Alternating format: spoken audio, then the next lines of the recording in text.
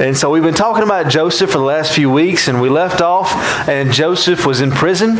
And now we're going to get the story about how Joseph breaks out of prison. And it's not going to be like The Great Escape or something like that, but it is going to be quite interesting how Joseph finds himself from being a prisoner in Egypt to being the second most powerful man in Egypt. And so it involves Joseph being a dream teller. And so we'll jump right on in to Genesis chapter 40. And so why is Joseph in prison? For maybe just a refresher course for those that couldn't be with us the last few weeks. Why? First of all, how did Joseph get into Egypt? His brothers sold him into slavery, right? And two groups of people brought him to Egypt. Who were those two groups of people? Ishmaelites and Midianites, right? Both are descendants of Abraham. We talked about how these would have been Joseph's second or third cousins, and we talked about kind of some of the second and third cousins here in the congregation. And so he goes down to Egypt. He's in Potiphar's house. And in Potiphar's house, what does he do? What's his job as a slave? Well, before he goes to prison, he manages the house of Potiphar. And we're not really told exactly what that means, but evidently Potiphar had maybe some lands, maybe some wealth, needed somebody to manage those things. And so Joseph does a great job with that. Potiphar can see that God's with him. And then what happens? That's right. Potiphar's wife tries to seduce him. Joseph says, "No way, Jose." I don't know if her name was Jose or not, but it was "No way, Miss Potiphar," right? And so she makes up a lie that Joseph has forced himself upon her. And what does Potiphar do? Throws him in jail. And if we look at Genesis 39 and Genesis 40, it seems like the jail seems to be still on Potiphar's property. And so, which is kind of interesting. But he puts him in prison. And then Joseph being in prison, what happens to him in prison? He gives information on dreams to this fellow. You guys jumping ahead, right? This chapter. That's right. He becomes like the chief slave prisoner of the prison, right? Like the trustee. Yeah, and so like he finds favor only in Potiphar's eyes, but also the warden, if you will, this prison. Yeah. And so he moves up, and then we're going to get to Genesis chapter 40. And so let's see what takes place. Many of you know this story quite well. I can remember even as a small child in VBS and classes, so this ought to be reviewed for many of us. But while he's in there, we see that there's going to be, he's going to have two companions. So let's read chapter 40, verses 1 through 4. Sometime after this, the cupbearer of the king of Egypt and his baker committed an offense against their lord, the king of Egypt. And Pharaoh was angry with his two officers, and the chief cupbearer and the chief baker, and he put them into custody in the house of the captain of the guard, and the prison where Joseph was confined. And the captain of the guard appointed Joseph to be with them, and he attended them, and they continued for some time in custody. Let's just keep reading. And one night they both dreamed, the cupbearer and the baker of the king of Egypt, who were confined in prison, each his own dream, and each dreamed with his own interpretation. And while Joseph came in the morning, he saw that they were troubled. So he asked Pharaoh's officers, who were with him in custody in his master's house, "Why are your faces downcast today?" And they said to him, "We have had dreams, and there is no one to interpret them." And Joseph said to them, "Do not interpretations belong to God? Please tell them to me." And so Joseph is 17 years old at this time. And how old was Joseph? If you read ahead for this week, which I hope you have, in Genesis 41, we're told how old Joseph is when the king of Pharaoh elevates him. How old is he? He's 30. That's exactly right. Now, how many years does this happen before he's elevated by Pharaoh? Was that you were saying it? How many years? Not 13. I'm sorry. I asked the wrong question. How many years transpires between Joseph answering the chief cupbearer and baker and him answering Pharaoh's dream? 2 years, right? So how old is Joseph at this point? 19. How old is he? No, he's not 19. He's 28, right? And so he's elevated at 30. This is 2 years before that. He's 28 years old. So how long has Joseph been a slave/prisoner? 11 years, right? And so he left at 17 years old. So for most of Joseph's formative years, he has been a slave or he has been in prison. Now, we don't know the breakdown as to how long each event lasted. We don't know how long he was in prison, at least 2 years, because he's obviously here. But it says sometime after this. And so we don't know of those 11 years how they exactly break down, how many in Potiphar's house versus how many in prison. Yes, Jim? I was just going to say, how old was it when his brothers sold him into slavery? 17. Okay. That's right. Yeah, 17 years old. And so about the age, I guess, of one of our senior class, maybe juniors. So not very old at all, right? I mean, you see these kids like babies, right? And so he's in the prison there with the cupbearer and the baker. We're not told exactly what happened, the reason why these guys are there, but it seems like the fact they're both thrown into prison at the same time, they're both taken out of prison at the same time, and one is in charge of the king's drink, and one is in charge of the king's food. Seems like we can deduce that something was not right, if you will. I don't know if the king had a meal and got sick. He doesn't know if it came from the drink or the food, or maybe he just didn't like the meal in general. We're not really told what happened, but something probably revolving around a meal, right? Maybe they did a poor job in putting together a banquet of some sort. We have no idea. But they have two different dreams. The cupbearer has a dream, and in that dream, he sees 3 vines. And of those 3 vines, he sees him filling up a cup from those 3 vines, and he takes it to the king. Now, the baker has a different dream. The baker dreams that there are 3 baskets that he's carrying on his head, and that the birds keep eating the food that are in the top basket that the Pharaoh likes. And Joseph interprets these dreams. And what does he say to the cupbearer? What does he say about his dream? What does it mean? What's that? That's right. 3 days, signified by the 3 vines, you're going to get out. The Pharaoh is going to lift up you. And then what does he tell the baker? 3 days from now, the Pharaoh is going to lift up your head, right? And so he uses the same phrase, right? He uses the same phrase. He says, look, cupbearer, the Pharaoh is going to lift you up. And then he says, all right, baker, the Pharaoh's going to lift you up your head, right? And so, same phrase, 2 vastly different meanings, which is kind of, it's kind of hard because you feel with the baker. I mean, you have no idea if the baker was, guilty of sin or what. I mean, no idea, but the text tells us the baker gets excited. Why? Not before he's told this news, right? Because he gave the cupbearer. Yeah, he's listening. Joseph tells the cupbearer, look, man, 3 days you're going to get out. And you're going to go right back to the same elevated position that you had. I mean, he's the cupbearer of the Pharaoh, the most powerful man in the world. This guy's probably wealthy. He probably has an educated background. I mean, these aren't just regular, just peasant servants. He says, you're going to be reinstated and everything's going to be fine. And the baker's like, oh, me next, right? Tell me. He's like, you're going to be killed and the birds are going to eat your flesh. It's like, oh, well, thanks a lot. Also, in ancient Egypt, hanging was not a very common practice of killing. And so probably this is referring to the body after it's probably going to be beheaded. It says the Pharaoh's going to lift off your head. And so more likely, the baker was probably beheaded and then his body was placed on a spike for the birds and insects to come and eat. And so in a culture where the afterlife was very important, you had a mummification that takes place not only with pharaohs, but also with any family in ancient Egypt that's got some sort of money or status.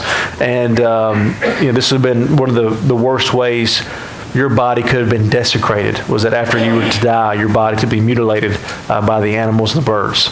And so, very hard thing for someone in the ancient Egyptian culture to stomach the idea that's what's going to happen. And so the results proved to be true, because we're going to see that in 3 days' time, that's what's going to happen. And so on the 3rd day, on verse 20 of chapter 40, on the 3rd day, which was Pharaoh's birthday, he made a feast for all of his servants and lifted up the head of the chief cupbearer and the head of the chief baker among his servants. And he restored the chief cupbearer to his position, and he placed the cup in Pharaoh's hand. But he hanged the chief baker as Joseph had interpreted to him. Yet the chief cupbearer did not remember Joseph, but forgot him. And so, how did the chief cupbearer forget Joseph?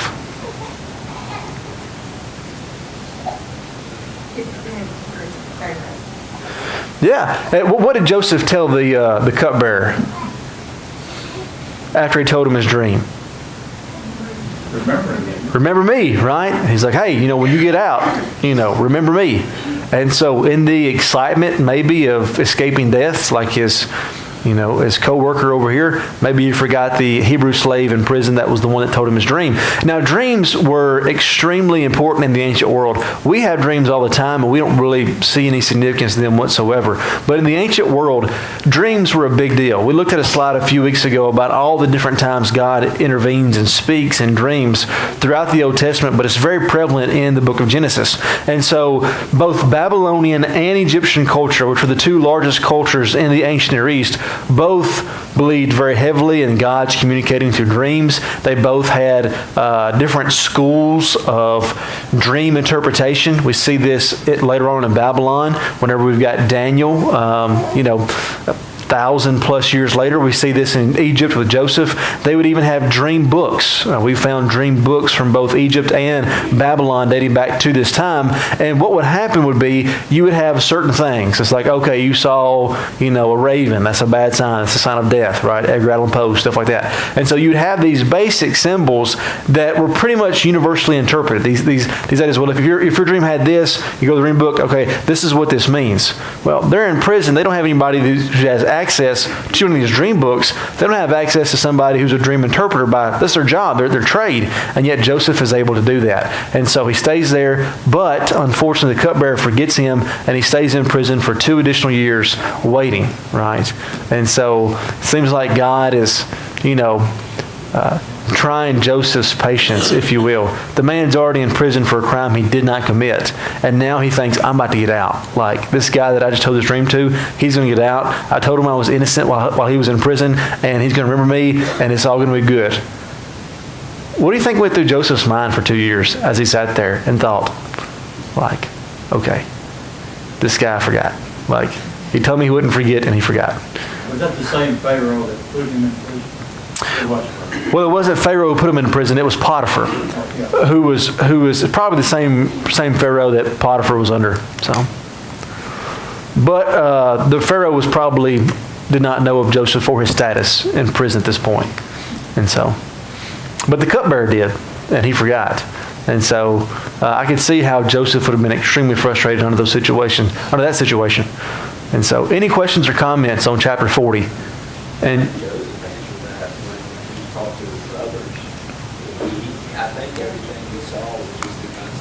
yeah.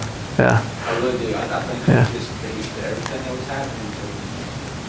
Not again, he could be looking back. But I think he just looks at it, I want to do the right thing, and God's want to do the right thing. Yeah. It's all going to work out okay, but that's pretty good right now. Yeah. I mean, he had some great character, right? And so Genesis 50:20, when he says, you meant it for evil, but God meant it for good. I mean, it's hard to find a character you want to more be like, at least in Genesis, than Joseph, especially at the end of Genesis chapter 50. But you wonder, right? I mean, if that's the same attitude he has here. And obviously, he seems to be a man of good character throughout the story we've already read, and also he doesn't seem to be too upset when he comes to power or vengeful. But so many things that you wish you could know, right? So many things you could wish you could see.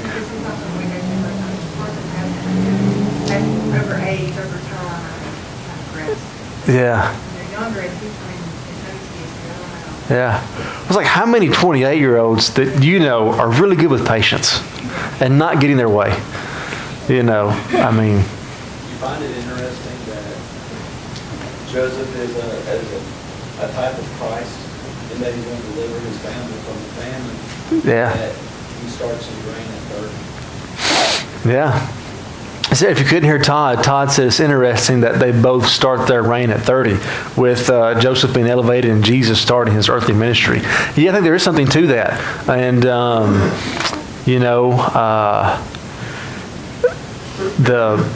you can almost kind of see like his time in prison kind of prepared him for his role where Christ, in the wilderness being tempted 40 days, and so, yeah, I actually saw something that kind of had a side-by-side of some overlap between the two of some more stuff. Can anybody think of anything else? Those two that I could remember. But I think there was more things on the list that I saw. I just don't remember what they were. Yeah. Trade for 30 people. Yeah. Yeah. Sold by brothers into slavery, one by a physical brother, one by a supposedly spiritual brother, And so when Jesus says, "Here are my mother and brothers," Judas is there, so betrayed by someone in his inner circle. They both forgave the ones that did it. Oh, that's good. Yeah, Joseph forgave his brothers, and Jesus forgave the one who sold him and also the one that crucified him. That's good. That's good. Anyone else? Anybody got another one? In a sense, Joseph was resurrected according to his father. Oh, that's a good one too, yeah. And so, in a sense, I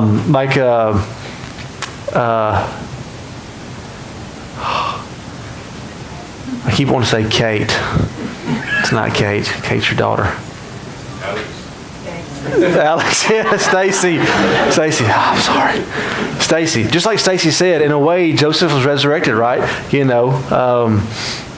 His father thought that he was dead and he was resurrected. And so, thank you, Stacy. I'm sorry. I'm a parent now, so you just start calling everybody by different names. It's amazing how that just happens one night.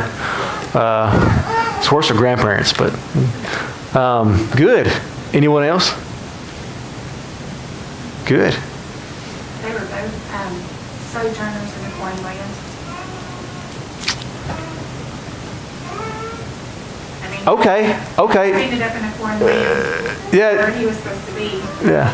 Well, Christ, how far apart are heaven and earth? Yeah, that's a good one too. But when you said that, made me think of another one. Is that Joseph came from an extremely wealthy family, and that prestige was taken away in prison. And then you have like Philippians 2:5-8, where Jesus humbled himself, becoming, leaving home, glory to heaven, taking on the form of a servant, right? And Joseph goes from being the favorite son of the family to being a servant. And so that's a good one too. Yeah. They were both falsely accused. Both falsely accused. Yeah. As Moses was the Savior of the Israelite nation, while Christ was the Savior of the world. Is that a comparison? Sure. And just like Moses even said that God's going to raise up a prophet like me, a new lawgiver, which is another parallel between Moses and Jesus. And so, second in command, right? God has elevated Christ, right? Good. So there's a bunch, right? Anybody else?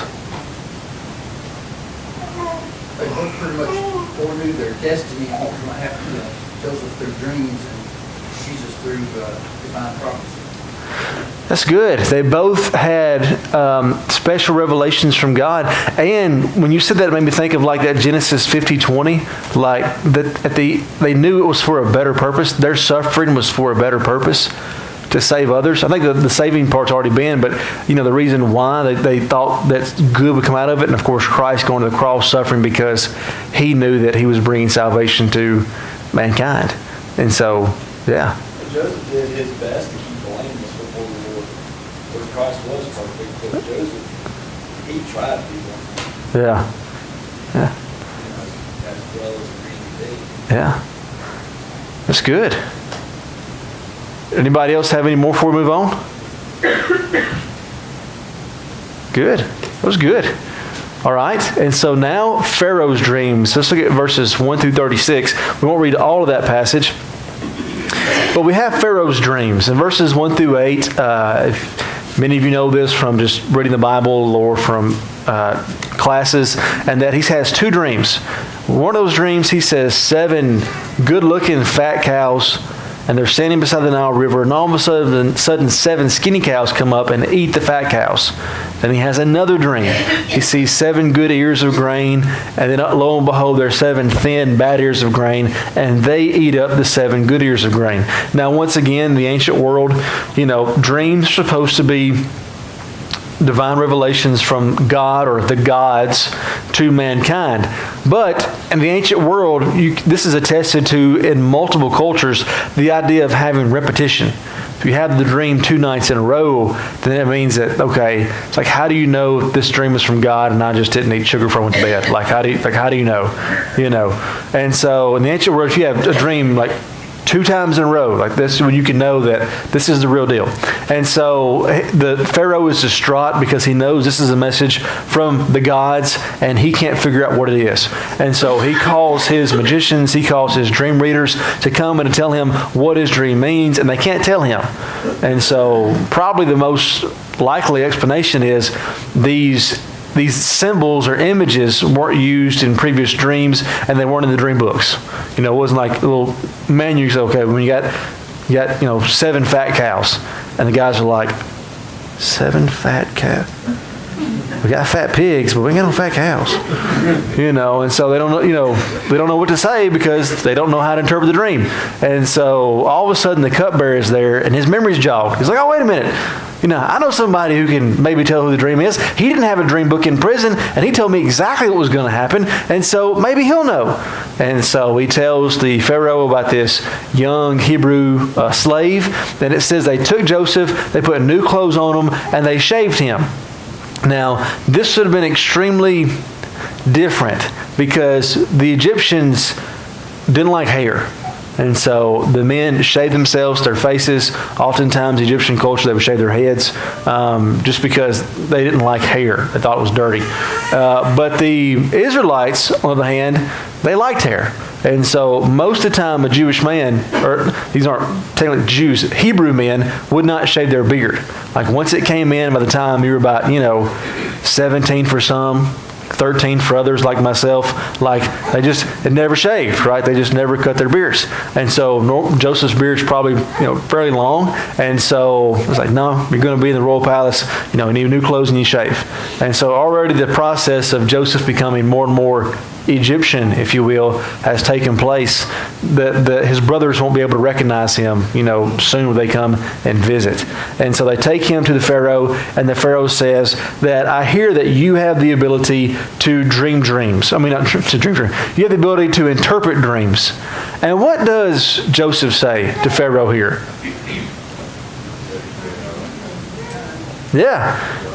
Yeah, he says, God's going to tell you what the dream is, right? And so let's go ahead and let's see what Joseph says to Pharaoh. And so verse 14, then Pharaoh sent and called Joseph, and they quickly brought him out of the pit. And when he had shaved himself and changed his clothes, he came in before the Pharaoh. And Pharaoh said to Joseph, I have a dream, and there is no one who can interpret it. I have heard it said that you can, when you hear a dream, interpret it. And Joseph answered Pharaoh, it is not in me. God will give Pharaoh a favorable answer.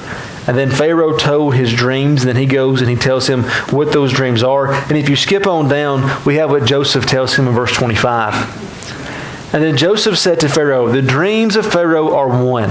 God has revealed to Pharaoh what he is about to do. The 7 good cows are 7 years, and the 7 good ears are 7 years, and the dreams are one. The 7 lean and ugly cows that came up after them are 7 years, and the 7 empty ears blighted by the east wind are also 7 years of famine. It is as I told Pharaoh, God has shown to Pharaoh what he is about to do. There will come 7 years of great plenty throughout all the land of Egypt, but after them will rise 7 years of famine, and all the plenty will be forgotten in the land of Egypt, and the famine will consume the land. And the plenty will be unknown in the land by reason of the famine that will follow, for it will be very severe. And the doubling of Pharaoh's dream means that this thing is fixed by God, and God will shortly bring it about. Now therefore let Pharaoh select a discerning and wise man and set him over the land of Egypt. Let Pharaoh proceed to appoint overseers over the land and take 1/5 of the produce of the land of Egypt during the 7 plentiful years, and let them gather all the food of these good years into the coming of the store up of grain under the authority of Pharaoh for food in the cities, and let them keep it. And the food shall be a reserve for the land against the 7 years of famine that are to occur in the land of Egypt, so that the land may not perish through the famine. And so Joseph gives him what the dreams mean, what the revelation from God is, and that is there's going to be 7 years of great plenty, followed by 7 years of famine. And so what does Joseph proceed to tell Pharaoh he needs to do?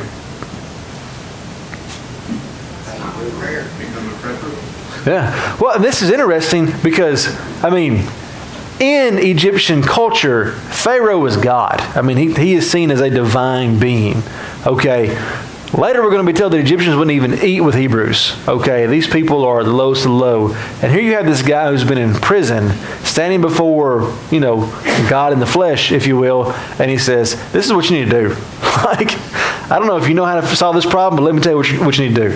And so it's kind of interesting that Joseph is there, at this point, still a prisoner, if you will, and he pretty much proceeds to tell the most powerful man on earth how he needs to fix his problem. And so, evidently Joseph has interpreted this dream and the Pharaoh doesn't seem to mind. And so he says, you need to find you a guy who's wise to set over all this. Now, this is a massive task. I mean, Egypt is the largest, most powerful civilization at this point in the ancient world. I mean, soon it's going to shift over to the Babylonians, or really the Assyrians a little bit later. But as of right now, Egypt is probably the largest kingdom, the most wealthy kingdom, and this is going to be a huge, huge task. And so Pharaoh's got to find somebody that he can trust, somebody who's competent, somebody who's an intellectual, somebody who's good at managing and organizing. And who does Pharaoh pick? This slave that he's known for 10 minutes, right? It's like, this is going to be the most important job in the kingdom. This is going to be the difference of life and death. And if we're able to maintain, my hold on the kingdom. Because people like kings and pharaohs when everything's going good. But when there's a severe famine, most time in the ancient world, there's a new king. Right? Because that means that, God has lost favor with you. We need to try something different. And so this is going to be a massive project that has vast importance to Pharaoh. And he says, well, you knew how to interpret the dreams. Why don't you do it? And so Joseph does. It's just amazing to me that, he gives this entrustment to a slave that he just met for 10 minutes. But that's how it works. And so Joseph says you need to take 1/5 or 20% of all the grain for the next 7 years. And you need to put those into a reserve. And so one of the interesting things is the fact that the Egyptians did not rely upon rainfall for their crops. What did they rely on? The Nile River. And specifically, what about the Nile River? The flooding, right? The annual flooding of the Nile River. In fact, the Egyptians had this massive religious ceremony to ensure that the Nile River would continue to flood every year. Because of the flooding, it would take those rich deposits, it would fertilize the ground, but it would also be good for their crops. Egypt was the breadbasket of the ancient world.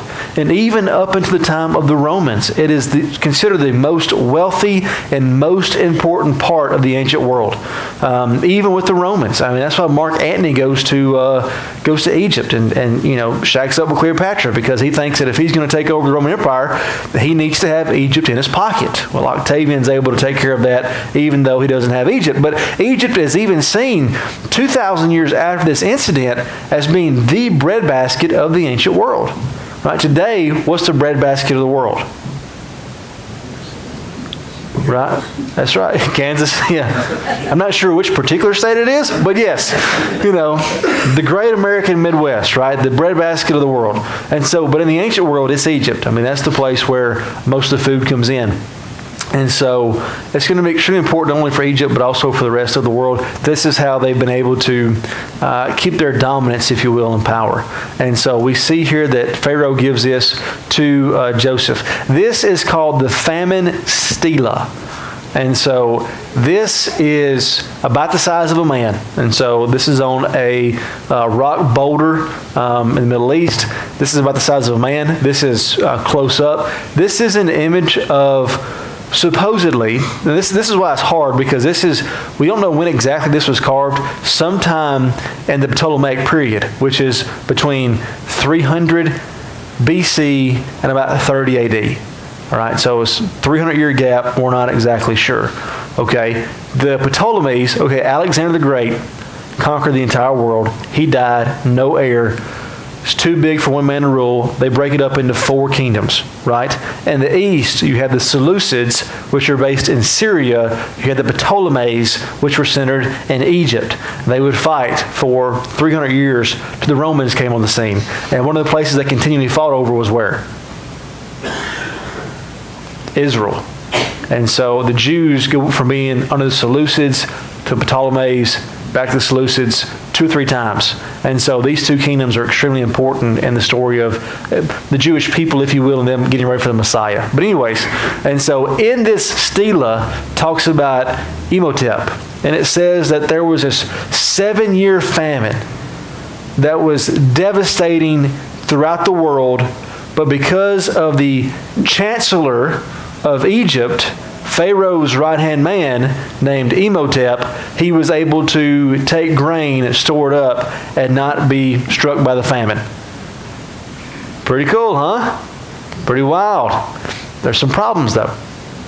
Number 1, the story of Joseph takes place sometime around 2100 to 1900 BC.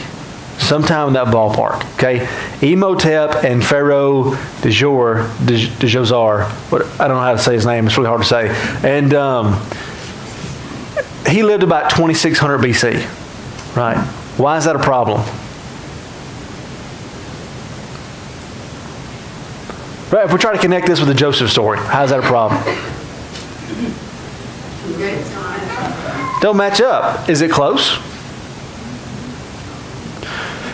Depends on how 600 to 800 years is close in your time frame. For me, it's kind of far apart. But, right, this is being written by Egyptians. If this is it, let's say it's the oldest possible date. Let's say this is in 300, okay, BC. They're talking about something that took place 2,300 years before they lived. So I don't know. I think it is plausible. I'm not going to say this is what it is, but there was a story about this right-hand man to the Pharaoh who told him and warned him about a 7-year famine, and it was passed down for 2,000 years of Egyptian history, and eventually just got attached to Imhotep, who was one of the most famous characters of ancient Egyptian culture. And so Imhotep eventually became worshipped as a god in Egypt. And so you could see how this story of a right-hand man telling the Pharaoh about an upcoming famine may have been put on somebody else who's more popular in Egypt. Actually, it's kind of answers that too, because it says there was a Pharaoh that raised up and didn't know Joseph. Yeah. So it's very possible it just became obscure. Yeah. Well, 400 years, the Pharaoh's forgotten about it. And let's be honest. How much do you guys know about history that happened 2,300 years ago? Many of us are not that well versed, right? It's like, if I was to say, when did this character live? Did he live in, 100 BC or 600 BC? You'd be like, well, who cares? I don't know. It's all the same to me. Well, it's kind of the same situation. So, but anyway, I just think it's interesting that you have this stela that talks about this right-hand man of the Pharaoh that warns him about a 7-year famine. And of course, it matches up pretty well with what the Bible says. And these aren't Jews or Christians that engraved this stela. These are Egyptian pagans. And so, just interesting. And so then we see Joseph gets elevated. And so let's see what takes place in Joseph's life. All right, and so verse 41, let's start at verse 37. This proposal pleased Pharaoh and all of his servants, and Pharaoh said to his servants, "Can we find a man like this in whom the Spirit of God?" And the Pharaoh said to Joseph, "Since God has shown you all this, there is none so discerning and wise as you are. You shall be over my house, over all my people, and you shall order them as you command. Only as regards to the throne will I be greater than you." And Pharaoh said to Joseph, "See, I have set you over all the land of Egypt." Then Pharaoh took his signet ring from his hand, put it in Joseph's hand, clothed him with garments of fine linen, put gold chains around his neck, and made him ride in his second chariot. And they called out before him, "Bow the knee." Thus he set him over all the land of Egypt. Moreover, Pharaoh said to Joseph, "I am Pharaoh, and without your consent, not one man shall lift up his hand or his foot in all the land of Egypt." And Pharaoh called Joseph's name Zaphenath-Paneah, and he gave him in marriage to Asenath, the daughter of Potiphera, priest of On. And Joseph went out over all the land. And so it says in 446, Joseph was 30 years old when he entered the service of Pharaoh the king, and Joseph went out from the presence of Pharaoh and through all the land of Egypt. And so he gives him power, money, prestige. He puts the signet on his hand. Now, this would have been important because Joseph is going to have legislative power. He's going to what he says literally is law. And so to signify that he has that authority from Pharaoh, he has the Pharaoh's signet ring. He has the chariot. We're so spoiled today, we have no clue what it's like to really live in a culture where you have the haves and the have-nots. Like, we like to say that we do, but we really don't. I mean, like him or hate him, Donald Trump's probably the most powerful man in the world. He's the leader of the free world, whatever, okay? He's got a cell phone and a Twitter account. What do you got? Got a cell phone, a lot of you got Twitter accounts, right? He's got a car. What do you got? He's got a car. He likes McDonald's. You like McDonald's. There's not much. He's a billionaire. He's not much that he can experience in a day that you don't. Like, he watches Fox News. You watch probably Fox News at some point during the week, right? I mean, you're talking about your life in Marshall County, Tennessee, or nearby, and a billionaire who's recognized as a leader of the free world, and really, his meetings are with different people than who you meet with, but your lives are virtually really the same. And when you boil down to it, it's not that vastly different. We can't fathom what it's like in the ancient world, the difference between a Pharaoh and the average person in Egypt. I mean, we cannot appreciate when you see somebody coming down in this chariot that's probably overlaid with gold completely, and you think, I don't know who that is, but he's powerful. Like, he has the ability to snap his fingers and kill everybody in my family, and nothing will happen to him. Like that's 4,000-year-old power. That's real stuff. And so he gives him just immensely amount of power that we can't even fathom. And so God blesses him richly. While he is there in Egypt, he has two sons, Manasseh and Ephraim, which is interesting because even though he's in Egypt, even though he's going by an Egyptian name, what type of name are these two? Are these Egyptian names? They're Hebrew names, right? And so it's kind of interesting here that he gives them Hebrew names. And so he governs well. He's able to take the food. He puts it in reserves. And during the 7 years famine, he's able to have enough on hand to feed the entire nation. But the last few verses of the chapter tell us that it's not just the Egyptians he's able to feed. It says in verse 56 through 57, so when the famine had spread over all the land, Joseph opened all the storehouses, so to the Egyptians, for the famine was severe in the land of Egypt. Moreover, all the earth came to Egypt to Joseph to buy grain because the famine was so severe over all the earth. Now, why are we told in verse 57 that all the earth was coming to Egypt? Why is that important? Yeah, right? The plot thickens, if you will. And so that's why we're going to be introduced. Well, the entire world's coming to Egypt for food, and now Joseph's brothers are going to decide we need to go to Egypt as well. Jim? Joseph had been taking vengeance on when he got into power, or he could have really conquered his wife and his brothers and Yeah, think about the psychological effect of someone who's put into prison and then who's told, no. I mean, no, you might not have food today. No, you might not be able to leave your cell and not have to use the bathroom in the corner today. Like, we're told he was blessed in the eyes of the prison guard, but the dude's still in jail. We don't know what that looks like, but it's probably not where Joseph would like to be. Imagine leaving home, being sold into slavery by your brothers at 17 years old, being in prison or a slave for 13 years, and then all of a sudden becoming the second most powerful man in the world. What would your life look like? the cupbearer guy that left in prison. Yeah. I've been looking for that guy. Yeah. I mean, Remember me now? right. Jim, there's some things you just don't say. Okay? No, but it makes you wonder, right? I mean, it makes you, I think about, Hitler, okay? Now, Hitler was somebody who grew up with, as an average lifestyle. He was an artist. He was a soldier. He tries to lead a rebellion over the Wehrmacht Republic in Germany. He gets arrested for treason. He's put in jail for 5 years, right? Is it 5 years? He's given a 5-year sentence. I think he serves 9 months.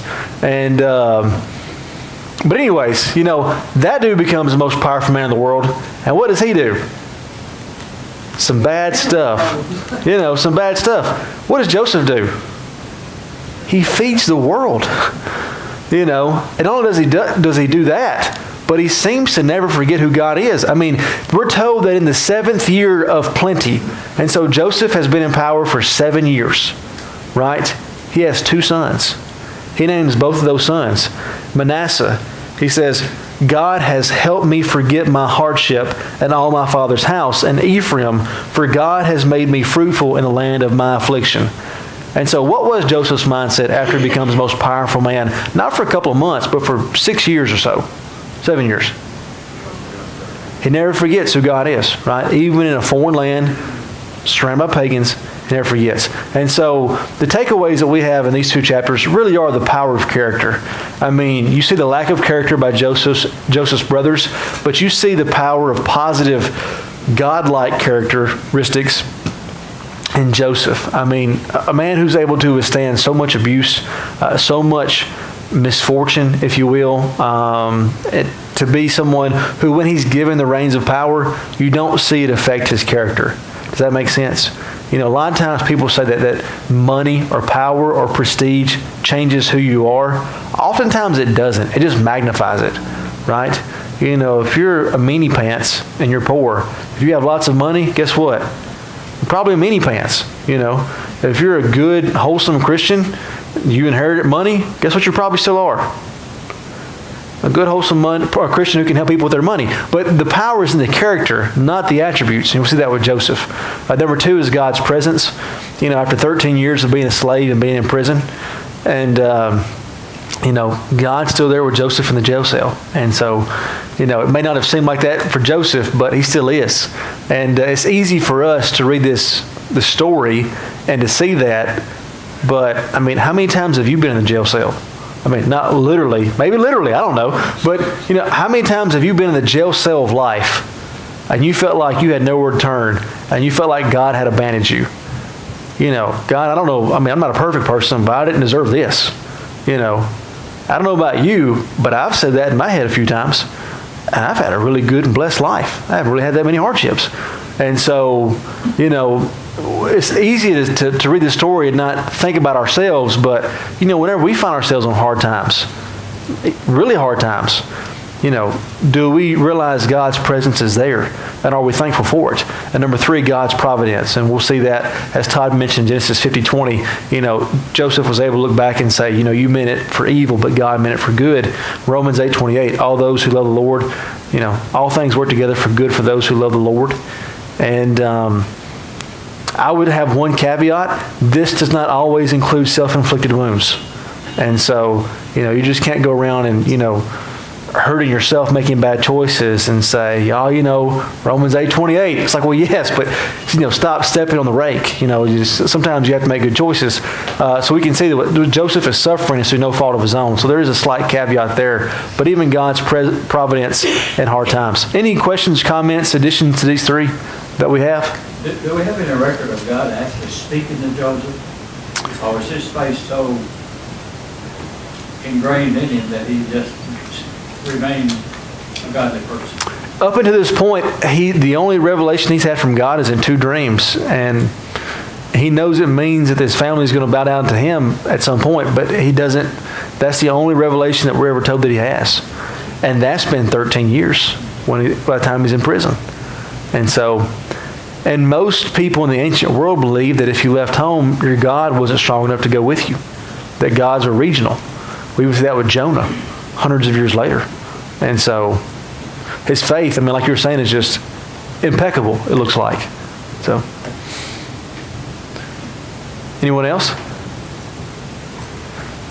No? All right. Well, let's go ahead and let's end in prayer. And thank you so much. As we pray, one announcement. Dave Horton is Peyton Pratt's father-in-law, and he's waiting some tests, and they'd like for us to pray for him as well. And so, does anybody else have any prayer requests or announcements? No? Okay, let's pray. Dear Heavenly Father, we're so thankful for all the many blessings you've given us. We're so thankful for the blessing of being able to read and study your word together. And please help us to be individuals who have the character of Joseph, who are able, even in life's dark moments when we feel that we are faced with trials and tribulations, even things that are unfair. Dear Heavenly Father, please help us to be content in all of our circumstances like the Apostle Paul said that he had learned to be. Please help us to see your presence in our lives, even in the midst of pain and struggles and hardships. And please help us to remember the words of Romans 8:28, that all things work together for good. Help us to believe that, to have faith in that promise, that we will not become hateful or not become scorned whenever we do find ourselves in the jail cells of life. Help us to live in such a way that we give glory and honor to you in our darkest hours and also in our brightest moments. Heavenly Father, please help us to be a light to those in this community and help bring those who do not know you and your Son to have a relationship with you through obedience to the gospel. And Heavenly Father, we ask that you please be with the sick and the shut-in of this congregation, those who have surgeries and tests coming up. We also ask that you please be with Mr. Horton as he's awaiting some test results on his health. And we ask all these things in Christ's name. Amen.